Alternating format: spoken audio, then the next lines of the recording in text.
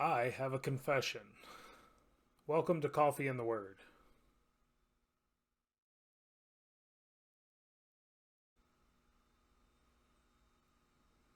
So I have a confession, and here's my confession. And I've made this confession before, and I'm going to make it again, and I'll continue to make it until God delivers me from it, or I recognize the futility of it to such a degree that I'm willing to change it. Here's my confession. I think I can handle almost anything.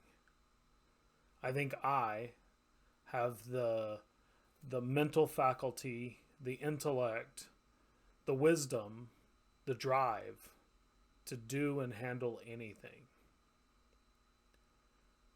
by myself.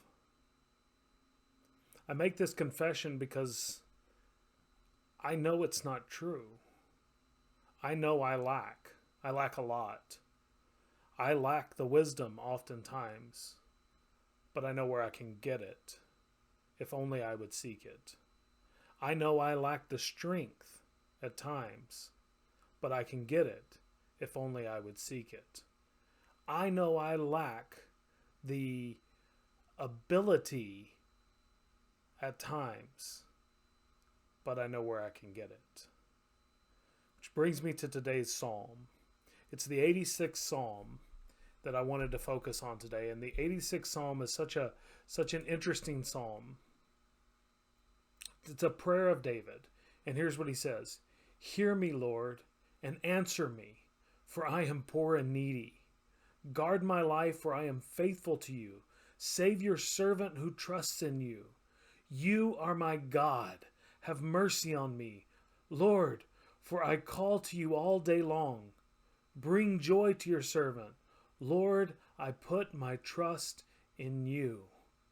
And so I want to keep reading, but I want to stop for just a second, and I want you to recognize who this is that's talking. This is the giant slayer David. This is the kingdom shaker David. This is the guy who changed the world, David. And here's what he says: "I am poor and needy. Guard my life."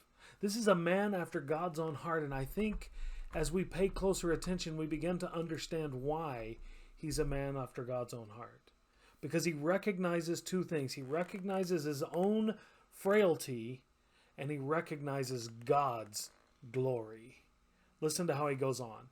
"You, Lord, are forgiving and good, abounding in love to all who call to you. Hear my prayer, Lord. Listen to my cry for mercy. When I am in distress, I call to you, because you answer me. Among the gods there is none like you. Lord, no deeds can compare with yours." He goes on. Sorry, I went too far. "All the nations you have made will come and worship before you, Lord. They will bring glory to your name, for you are great and do marvelous deeds. You alone are God. Teach me your ways, Lord, that I may rely on your faithfulness. Give me an undivided heart, that I may fear your name.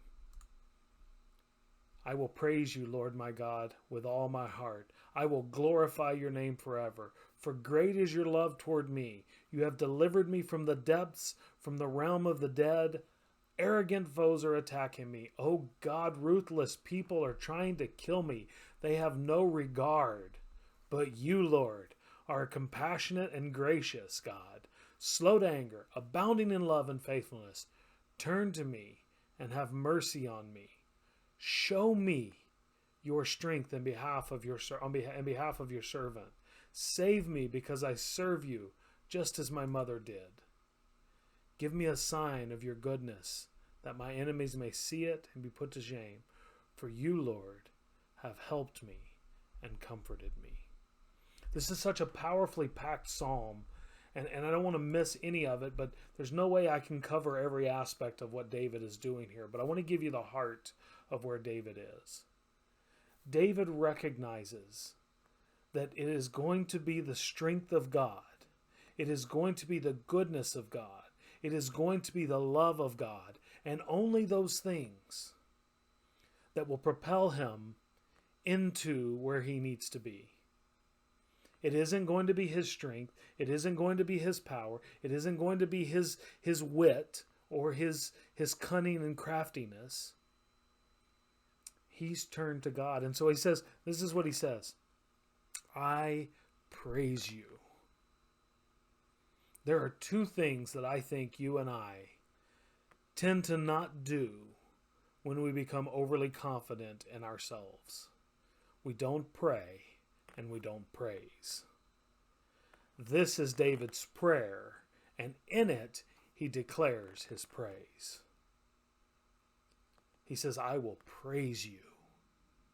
David would sing songs. In fact, a lot of the Psalms are songs that he would sing to God. And so when you find yourself in that moment of weakness, which ought to be always, you ought to always recognize, I ought to always recognize that there's never a time when I don't need God. There's never a time when God isn't the source of my strength. And in the end, the only thing I can do is praise his holy name and pray for his deliverance, guidance, wisdom, and strength. Spend some time today reflecting on what you lack and glorifying God for what he doesn't.